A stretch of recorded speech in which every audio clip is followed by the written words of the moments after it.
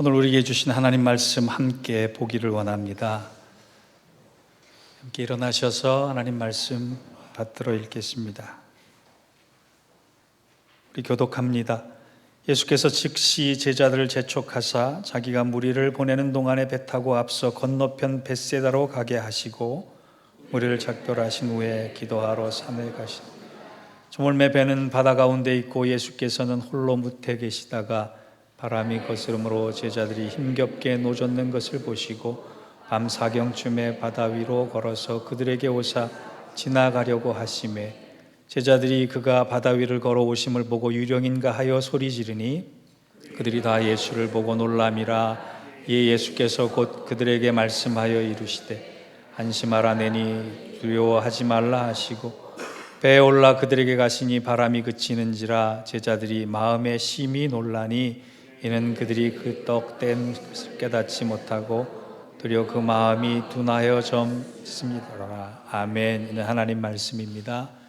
대림절 첫 주일을 맞이하는 우리 모두에게 주의 위로와 복주심이 넘치시기를 주의 이름으로 축원합니다. 이미 고인이 됐지만 실존주의 철학자 사르트르라고 하는 사람이 있었습니다.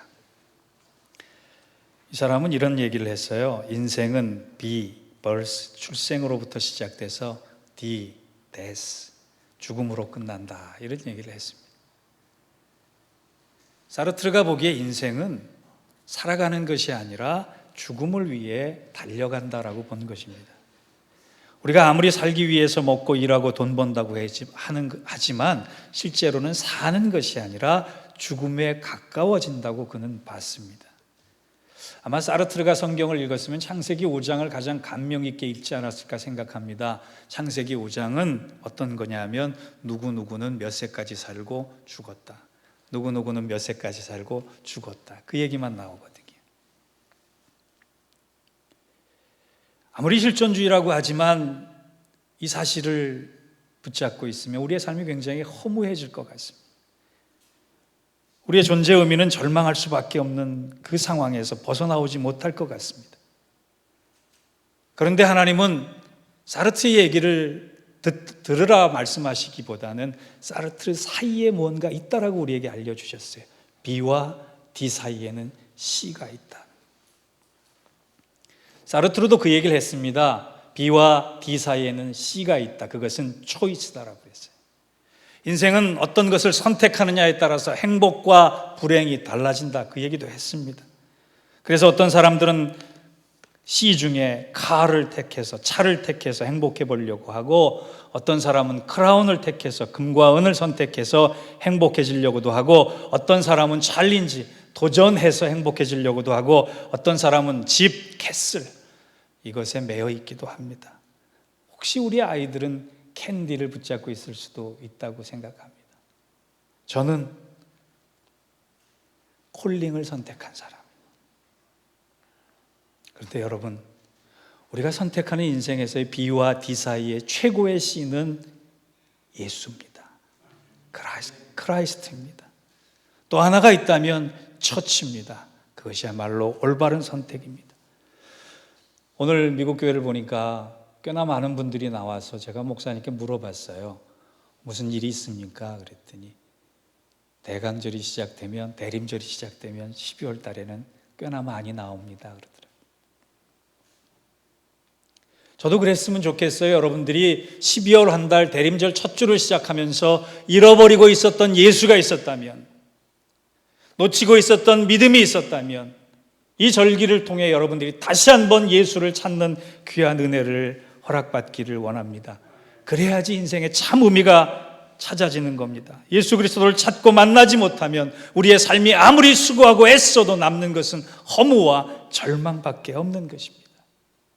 오늘 본문이 그것을 얘기해 주고 있어요. 우리가 읽은 본문은 복음서를 보면 오병이어 사건의 바로 다음에 나온 제자들을 향한 예수님의 한 가지 사건을 기록한 내용입니다.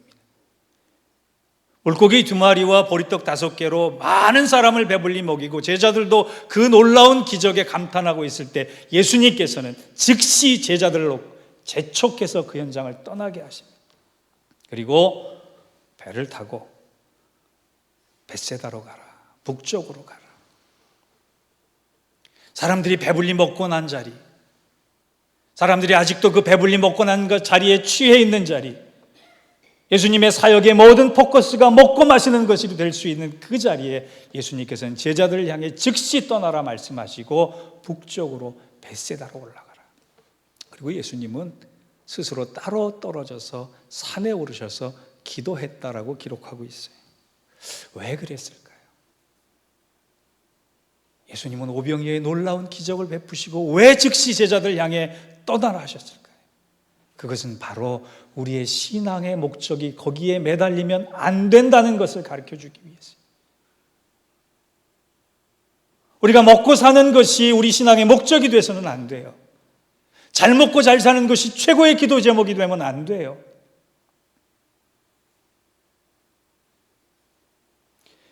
제자들에게 눈에 보이는 먹을 것을 취할 것이 아니라 나에게 있는 하나님의 권세와 능력을 바라보지 않으련 그 도전을 하시기 위해서 오늘 본문의 사건을 허락하신 겁니다.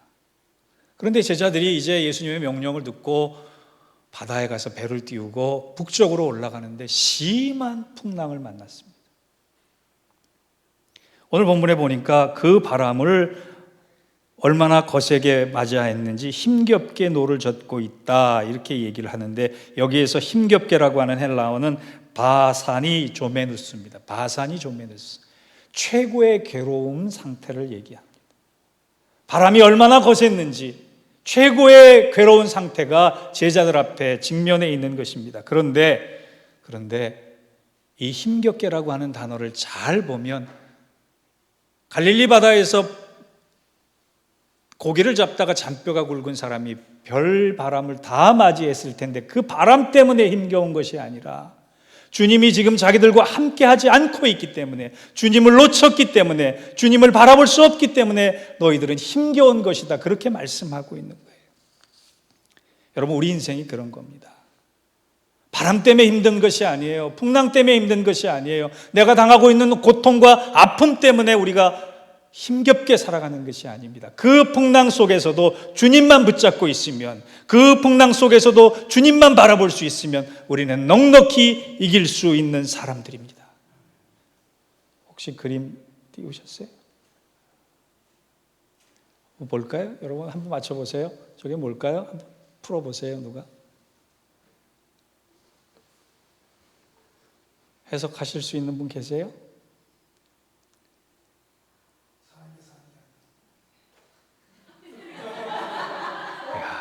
하여간 머리가 참 대단히 좋으세요. 난 아무도 못 맞출 줄 알았어요. 사는 게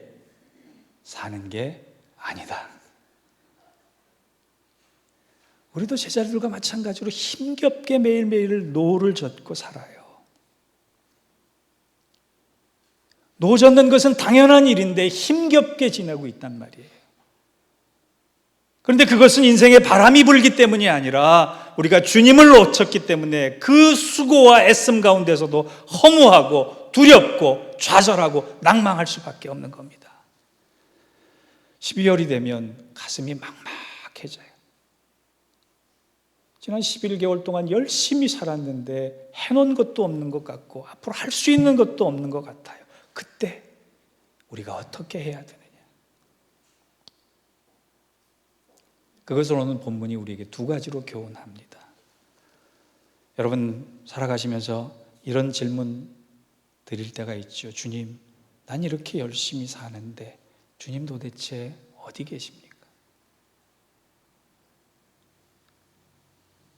주님 도대체 어디 계십니까? 라고 하는 질문이 생길 때 여러분 첫 번째로 기억할 것은 우리가 주님이 계획하신 길을 가는 동안 주님은 한시도 놓치지 않고 우리를 지켜보고 계시고 우리를 위해 기도하고 계신다는 것을 잊지 마시기 바랍니다.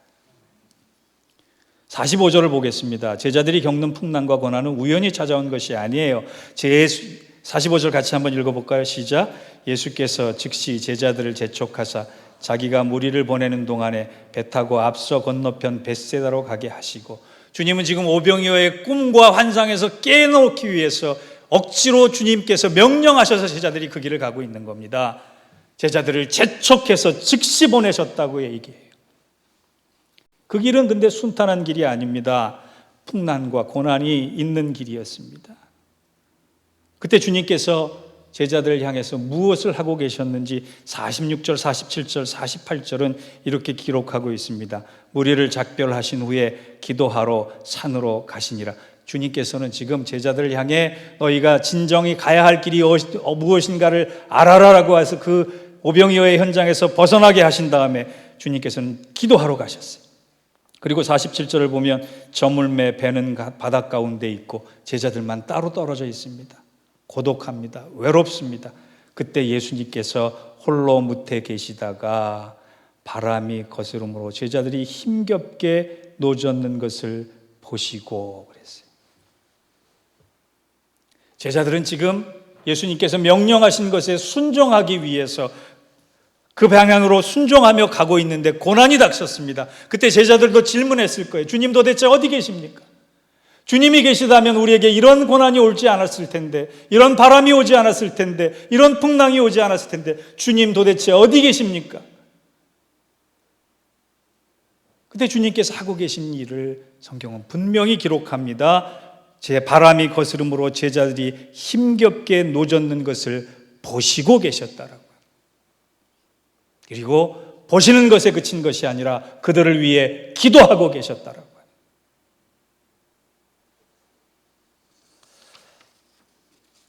우리 교회도 새벽부터 제단에 나와서 기도하시는 분들이 계십니다.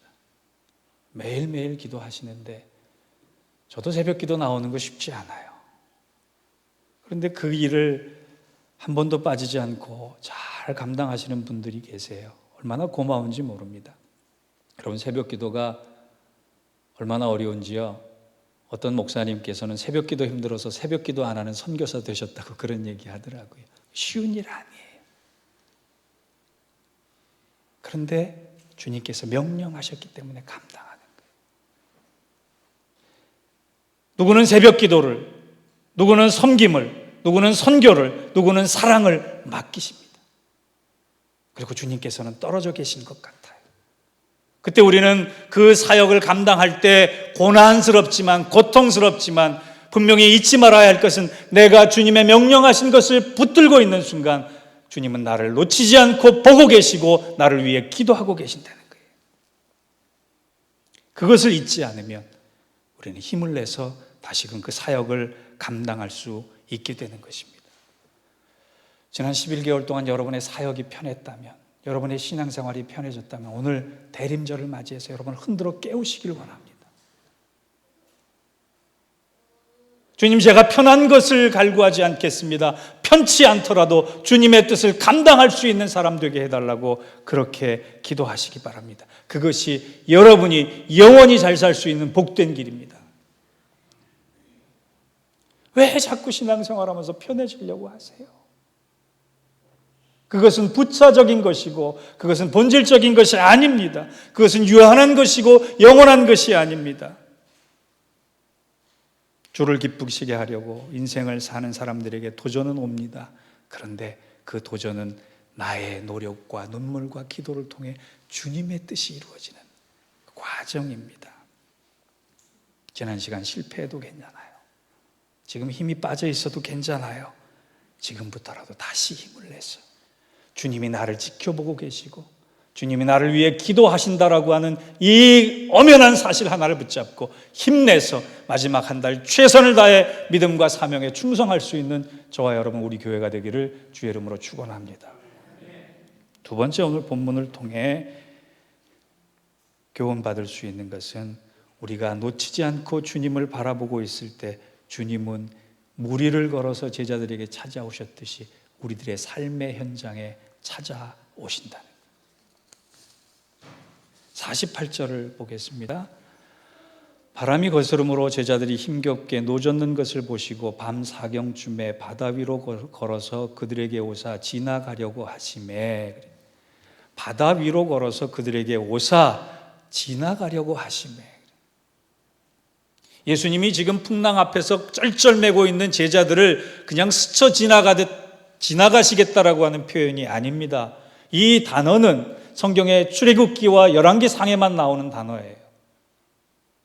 지나가려고 하시는 단어는 신적 영광과 신적 현현을 나타내는 거예요. 그래서 출애굽기 33장 19절에서 22절을 보면 모세를 반석 틈에 두고 여호와께서 그곳을 지나실 때 주의 영광이 나타났다 그랬어요. 모세를 바위 틈에 두시고 하나님께서 지나가는 순간에 하나님의 영광이 모세 가운데 나타났다는 거예요. 그때 썼던 단어입니다. 또 열왕기상 19장 19절을 보면 엘리야에게 여호와께서 지나갈 것이다라고 하는 표현을 하시면서 영광을 나타냈어요. 그러니까 주님께서 지금 제자들을 향해 걸어서 오신 다음에 지나가려고 하셨다라고 하는 것은 제자들의 고난의 현장에 찾아오셔서 주의 영광을 보여주시겠다라고 하는 뜻이에요. 우리가 주님의 뜻을 붙잡고 있는 순간, 우리가 주님을 놓치지 않고 바라보는 순간, 우리가 주님을 향해 나아가는 순간 주님은 분명히 우리에게 걸어오셔서 다가오셔서 주의 영광을 보여주신다는 거예요. 근데 그냥 찾아오시는 게 아니라 내가 주의 말씀을 붙들고 있는 그 현장에, 내가 지치지 않고 기도하는 그 현장에, 내 인생 믿음으로 감당하려고 하는 그 순간에 주님은 찾아오신다는 거예요. 찾아오실 뿐만이 아니라 주의 영광을 드러내게 하신다는 것입니다. 그것을 현대적 용어로 뭐라 그러느냐? 임재라 그러는 거예요. 임재. 여러분이 믿음으로 노력하는 순간, 믿음을 놓치지 않으려고 하는 순간 주님은 그것을 보시고 기도하시면서 찾아오셔서 그 삶의 현장 가운데 주의 영광을 드러나게 하신다. 이것이 얼마나 큰 은혜이고 축복입니까? 아무리 인간적인 영광에 커다란 것들을 쌓아도 그것은 허물어지는 것에 불과하지만 이 작은 골짜기 작은 교회에서 주의 영광을 위해서 믿음으로 붙잡고 있는 여러분의 신념과 삶 가운데 주께서 찾아오셔서 임재하셔서 주의 영광을 보여주신다. 그것이야말로 가슴 벅찬 은혜가 아니고 무엇이겠습니까? 저는요, 젊었을 때 공부를 많이 해야지 훌륭한 목사가 된다고 생각을 했어요. 그래서 공부 열심히 하려고 애를 썼습니다. 장학금도 꽤 받아보고 공부 잘한다는 소리도 들어보고 공부 잘하는 게 목회에 아무 도움이 안 되더라고요. 하나님이 제가 여러분들을 섬기는데 필요한 것은 공부 잘하는 것이 아니라 저를 아프게 만드시더라고요.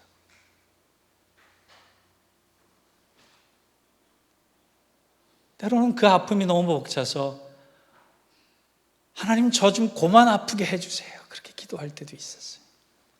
근데 아파 보니까 여러분의 아픔이 보이기 시작하고 아파 보니까 여러분을 손을 잡고 싶고 아파 보니까 여러분을 위로해야 될 그 사역이 얼마나 소중한 사역인가를 알게 되더라고요. 그러면서 기도합니다. 교회 역사를 보면 교회의 그 긴 역사를 보면 주님의 영광이 선포된 자리, 주의 위로가 있었던 자리, 주를 통해 세워졌던 자리, 주님을 만났던 자리는 찬란했던 자리가 아니라 가장 아팠던 자리였음을 알게 됐습니다. 그래서 저는 여러분들을 위해서 기도합니다. 하나님 사랑하는 우리 성도들이 아플 때 아픔에 그치지 않고 그 아픔의 현장에서 믿음을 지킴으로 말미암아 주를 만나게 하시고 주의 영광을 보게 해달라고 그렇게 기도해요. 이제 겨울입니다. 차디찬 바람이 부는 겨울이에요. 인생의 겨울도 그렇게 다가올 수 있습니다.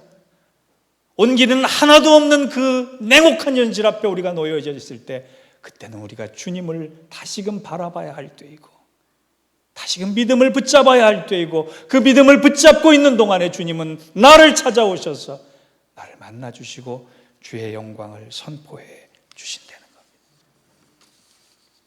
문제를 바라보는 그리스도인의 시각은 두 가지가 있어요.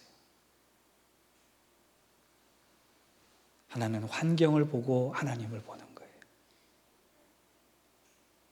환경을 보고 하나님을 보면 하나님이 이해가 되질 않아요. 원망밖에 나오지 않아요. 또 다른 방법이 있습니다. 하나님을 먼저 보고 환경을 두 번째로 보는 거예요. 그러면 그 환경 속에서 나를 빚어가시는 하나님이 보이고, 그 환경 속에서 여전히 나를 사랑하시는 하나님이 보이고, 그 환경을 통해 이루어가시는 하나님의 뜻이 보이는 거예요. 출애굽한 이스라엘 백성들이 홍해를 만났을 때 이스라엘 백성들은 홍해를 보고 하나님을 봤기 때문에 하나님을 향한 원망, 그것에 매달릴 수밖에 없어요. 우리를 다 죽이려고 이 땅에서 우리를 끌어냈느냐. 유독 모세만 하나님을 보고 홍해를 바라봤습니다. 그래서 선포한 말씀이 있어요. 너희는 두려워 말고 가만히 서서 여호와께서 오늘날 너희를 위하여 행하시는 구원을 보라. 냉혹한 현실 앞에 하나님을 먼저 보고 환경을 볼 수 있는 여러분들이 되길 축원합니다. 믿음이란 문제보다 하나님을 먼저 보는 것이에요. 어느 집에 대학생 아들이 가까운 거리도 걸어 다니지 않고 자꾸 엄마 차를 빌려서 엄마, 나 엄마 차 좀 가지고 갈게. 엄마가 보기에 운동을 너무 안 하는 아이여서 이렇게 얘기를 했습니다. 넌 무엇 때문에 하나님이 너에게 두 다리 주신 것 같냐? 엄마의 대답은 걸어서 운동하라고 얘기했는데 아들이 아주 기가 막힌 대답을 해요. 한 발은 브레이크 밟고 한 발은 엑셀 밟으라고.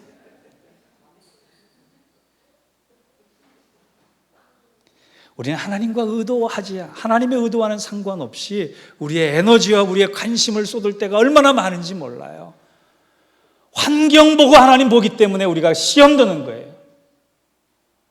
환경 보고 하나님 보기 때문에 믿음이 자라지 않는 거예요. 환경 보고 하나님 보기 때문에 원망이 나오는 겁니다. 그런데 하나님 보고 환경 보세요. 환경을 통해 우리를 컨트롤해 가시고 우리를 간섭하시고 우리를 붙잡으시는 하나님의 역사가 보일 줄 믿습니다. 두려울 것이 없는 사람은 다섯 가지 종류의 사람이라 그럽니다. 첫째, 물불 안 가리는 사람. 둘째, 눈에 뵈는 것이 없는 사람. 셋째, 죽음을 불사하는 사람. 넷째, 욕심 없는 사람. 다섯째, 진짜 믿음으로 주님만 바라보는 사람. 우리 대림절기에 주님만 바라봅시다. 놓쳤던 주님을 다시금 찾는 여러분 되시기 바랍니다. 그럴 때 주님의 임재가 여러분을 강하게 붙들 것입니다. 그 자리에 주의 영광을 보여주실 것입니다. 그러면서 오늘 베드로에게 해주셨던 말씀, 안심하라. 안심하라. 나이니 두려워 말라. 너는 나만 바라보고 내게로 걸어오라. 안심하라. 내니 두려워 말라. 믿음으로 이 말씀 붙잡고 대림절기에 믿음을 완성해 갈 수 있는 우리 성도, 우리 교회 되기를 주의 이름으로 축원합니다. 기도하겠습니다. 주님, 믿음의 눈을 뜨지 못해 우리 곁을 지나가시는 주님의 흔적도 발견할 수 없는 저희들, 이 대림절기에 믿음의 눈을 활짝 열고 주님이 우리 가운데 거하시며 우리의 눈물과 기도의 현장에 주의 영광을 선포하시며 주의 뜻을 이루어 가심을 바라보고 안심하라. 내니 두려워 말라. 이 말씀 의지하여 말씀이 글이 아니라 길이 되어 우리를 살리는 그 믿음의 현장 가운데, 거룩한 은혜의 현장 가운데 서 있는 저희들 되게 하여 주옵소서. 예수님의 이름으로 기도하옵나이다. 아멘.